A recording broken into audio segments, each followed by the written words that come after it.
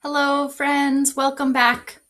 Remember that no matter the church of your membership, the form of your baptism, wherever you are on the journey with God, there's a place for you at this table because it's God's table. So pull up a chair and come to the table.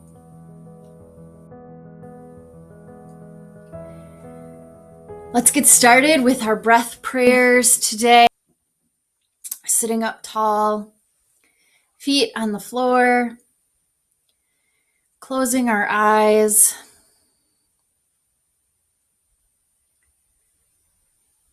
Just taking a few moments of quiet.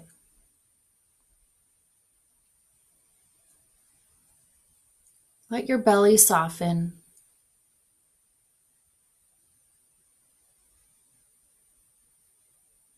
We'll take a few deep breaths today,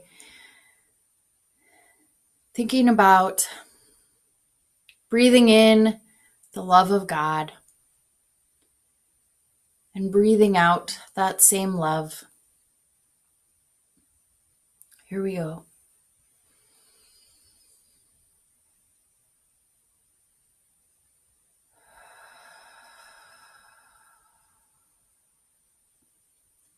Let that air fill your belly, your lungs, all sides of your abdomen.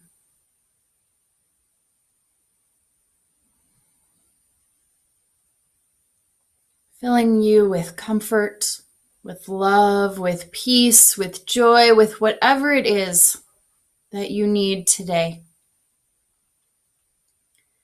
And then as you release that breath,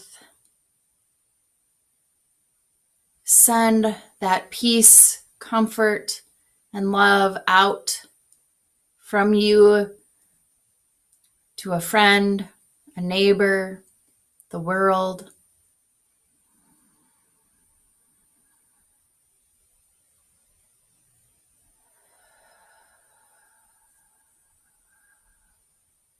One more time, all together.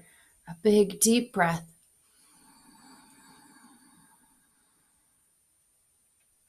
And let it go.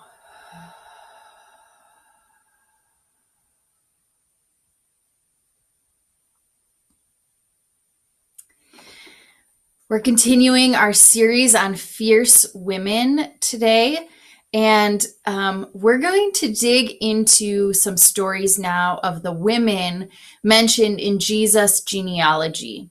So if you want to check out Jesus' genealogy, his family tree, you can check that out in Matthew. It's in the very first chapter of Matthew, where the gospel writer explains Jesus' family tree. And today we have a story that we're not maybe very familiar with. We've heard her name in a few different places in scripture, but her story might not be exactly what you're expecting to find in Jesus' family tree, which is why I love it so much. So this is the story of Tamar. And this story is found in Genesis. It's found in chapter 38, and it's found right in the middle of Joseph's big story about his dreams, his coat of many colors, right? That famous and fabulous story that's been turned into a famous and fabulous musical. And so part of why it's right here in the middle is that Judah, one of the main characters, is Joseph's oldest brother. And there's some other themes that go through. We're not going to focus on those particularly today, but if the Joseph story is one that you really like, you can go back and kind of see these themes in that story as well. Some of them, not all of them. Okay, so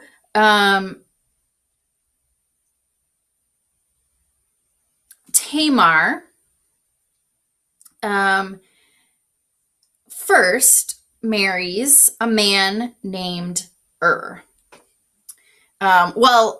let me back up. So Judah moves to this place called Canaan. And Canaan is kind of an in-between place. It will eventually become the promised land. Um, but for now, it's just this kind of in between place where all sorts of things can happen. It's not necessarily a place where everybody worships God. It's not a place where everybody comes from the same family. There's a variety of people that make up this community. Okay, so Judah marries a woman, and they have 3 sons: Onan, and Shelah. And these boys grow up. It's important that we know that there are 3 boys. Okay. And and Tamar get married. But is wicked in the sight of the Lord. And the Lord just puts him to death. Basically, the God of the Old Testament, especially in Genesis, is kind of working out how to be the God of all these people. And so, and what that relationship looks like. And so, God does some things that we maybe wouldn't expect, like killing Tamar's husband, And so there's this thing called levirate marriage. That was the custom of the time. So if you were Tamar, and your first husband died, and you didn't have any sons yet to take care of you, so she doesn't have any children, then you would be given in marriage to the next brother so that the family name could continue and you could have children. And right, so it would be like, if my husband died today, if we were still practicing this custom, and instead of me like mourning and all that stuff, and then maybe eventually beginning to date again and finding a new partner, if that was what I wanted, I would instead just stay part of the Clapp family and be married to Eric's younger brother, whether Eric's younger brother wanted to be my husband or not. Which, doesn't sound super appealing to me, right? Because I married my husband, not my brother-in-law. And probably not very appealing for my brother-in-law either, right? Not because we have anything against each other. It's not even personal. It's just like a kind of a setup that feels uncomfortable. And so, but this is what they did during this time. So Tamar doesn't have any children by her first husband. She's given in marriage to Onan, who is her second husband. And Onan knew that the children wouldn't be his. So when he slept with his brother's wife, he wasted his semen on the ground so he wouldn't give his brother children. Now, another brief historical note. So during this time, there wasn't an understanding of how conception worked. Right? That like the 2 sets of DNA come together, half of one and half of another, to create this new creation, this new child, that has half the DNA from the mother and half the DNA from the father, right? That was not understood at all. What they thought was that in each sperm, there was this teeny tiny fully formed baby. And it makes us giggle because we know now that that's not true. And the imagining of it is kind of funny. But think about if you had no concept, no scientific idea of how this worked, right? because it is still pretty mysterious how it works anyway. Um, but so the thought was that in each sperm, there was this fully formed, teeny tiny little baby, and that the woman was just the incubator, that she didn't contribute anything except for growing the child and birthing the child. Again, we know that that's not how it works, but that's what they thought in scripture. And so this idea of Onan spilling his semen on the ground wasn't offensive for some of the reasons you might think. It was offensive because it was seen as wasting life, right? So if in each sperm there's a teeny tiny little baby, if you're spilling that on the ground, you're wasting the life that's there. Okay, right? The Bible is wild. This is why I love it. Okay. So the Lord considered what Onan did as wrong and put him to death too. So if you're keeping track, Tamar has been married twice and God has killed both of her husbands. But now the family doesn't know that it's God. They think maybe Tamar is cursed and she hasn't had any children yet. So what in the world are they going to do? He's supposed to, Judah, as the patriarch, he's supposed to give Tamar to the third son, Shelah, but he's not old enough to be married yet. So he says, stay a widow in your father's household until my son Shelah grows up, because he thought Shelah was going to die like his brothers had. So Tamar went and lived in her father's household. After a long time, Judah's wife dies. And after a period of mourning, Judah seems to get on with his life, going up into the mountains and caring for the sheep. And Tamar was told, hey, your father-in-law is back to work after his period of mourning. And meanwhile, she's like waiting for him to come and get her and be like, hey, here's my other son. Like, you're still part of this family. Like, be married, we'll provide for you, etc., etc. But Shelah had already grown up and she had not been given to him as his wife. And so she decides to take matters into her own hands. Tamar took off the clothing that she wore as a widow, covered herself with a veil, put on makeup, and sat down at the entrance to the village on the road to where her father-in-law was going to work, to shepherd the sheep. Now, don't think of it as a bridal veil. Think of it like the veils that are worn in the Middle East, and not like a belly dancing veil either. Like, the best way I can describe it is if you've seen the veils that are sometimes worn with burqas, where you can only see the eyes, right? Everything else is covered. It's that kind of a veil. So you can't see the person's face. They're unrecognizable. Okay, so Judah sees Tamar sitting there and thought that she was a prostitute because she had covered her face. He turned to her beside the road and said, "Let me sleep with you," because he didn't know she was his daughter-in-law.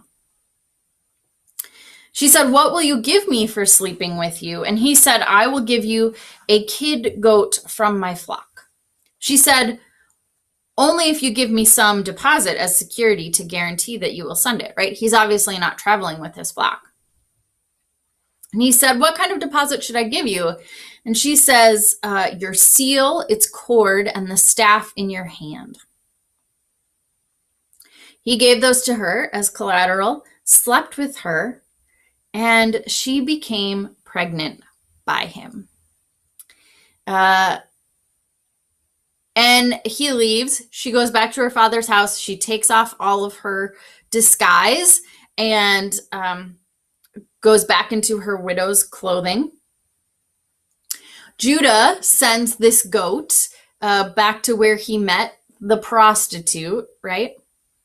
And he couldn't find her, and he asks the locals. He says, where does this prostitute live? I have my payment for her. And they're like, there's no prostitute here. And so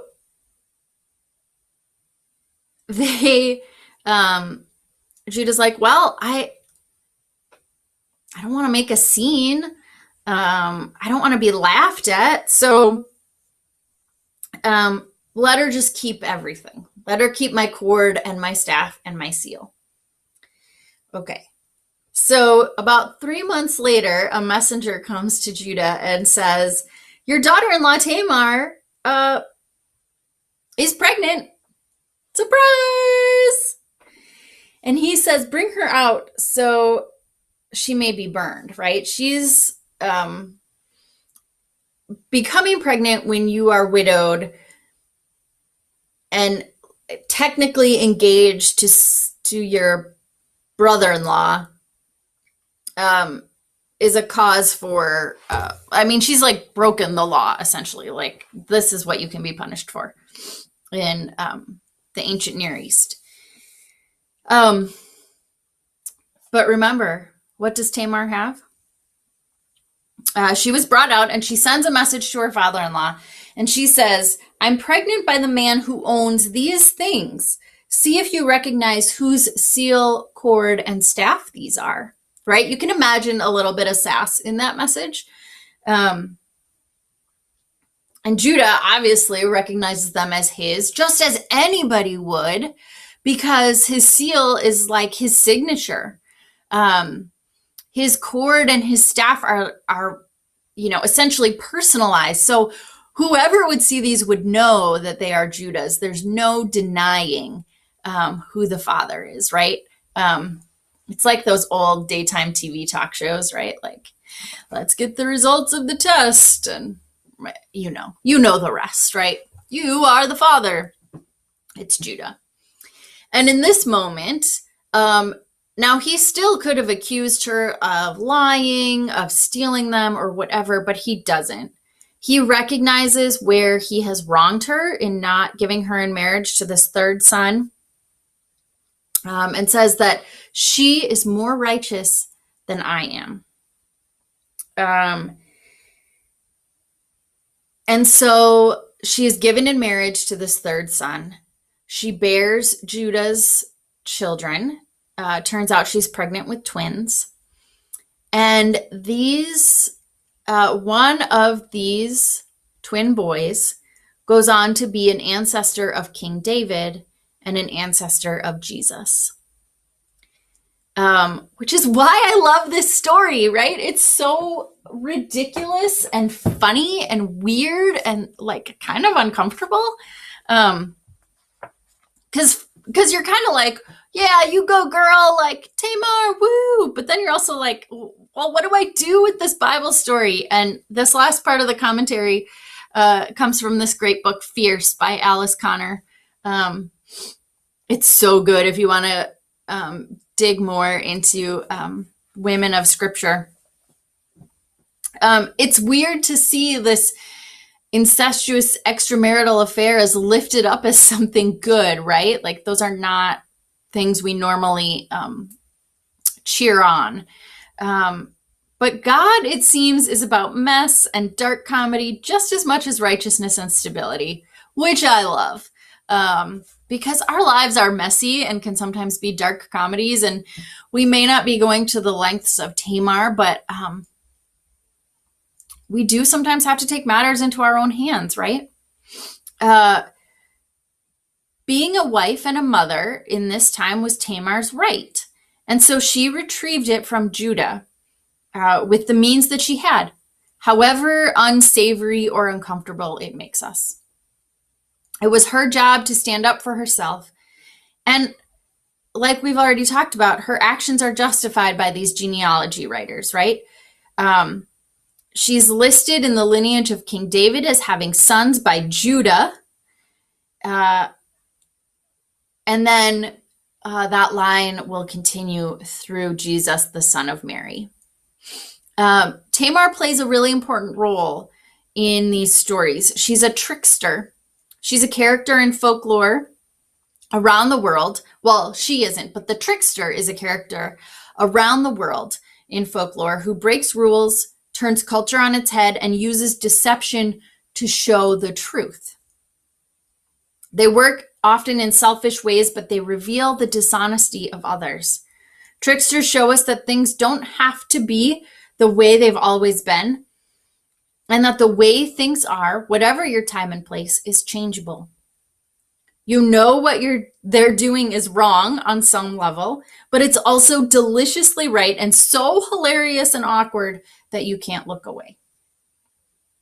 Tamar reminds us that the systems that we live in are still unjust and secretive, and sometimes they need to be tricked to reveal themselves. And we see that all the time in our lives. People going against the system, going behind the system. I think about that show that was super popular a bunch of years ago. It was my favorite, Scandal, right? Huck on that show, he was kind of a trickster.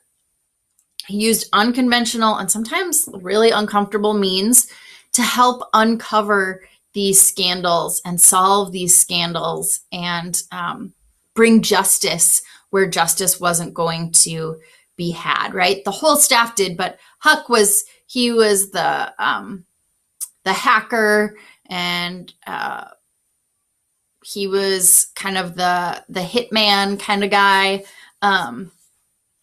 So that kind of storytelling, or if you've seen the movie Moana, right? Maui in that movie is considered a trickster. When the grandma is telling that story at the very, very, very beginning of the movie, Maui is a trickster character. And there's other trickster characters throughout scripture too. Jacob, another one of my favorite Bible characters, is a trickster. So what do we do with Tamar? I think we celebrate her resilience. We celebrate her ability to find justice in an unjust system. And then we follow her example. Maybe not her literal example. I'm not asking you to pretend that you are a modern day sex worker or trick somebody into getting you pregnant or anything like that. What I am asking you to do is look around and see where systems are unjust. And how can you find a creative solution? How can you participate in a creative solution that's already out there? How can you bring justice in a new and imaginative way? Our blessing today is for resilience, because I think ultimately Tamar is very resilient. And it's again from this Ordinary Blessings by Herrick Carlson. My strength is no accident. It was planted deep in my rich soil long before I thought to need it. This life has already stretched me until sore muscles tore. I have been made to feel so small, I almost disappeared. Almost. But I keep rising toward the sunshine. I am deep roots and sharp thorns and wide leaves catching light. I hold on to the slope where rocks slide, the earth corrodes, seasons change, but I remain. I take up space against all odds, the stubborn, savage beauty of one who will not fade away. May you take up space against all odds and claim your savage, stubborn beauty that won't fade away. Thanks for joining me today.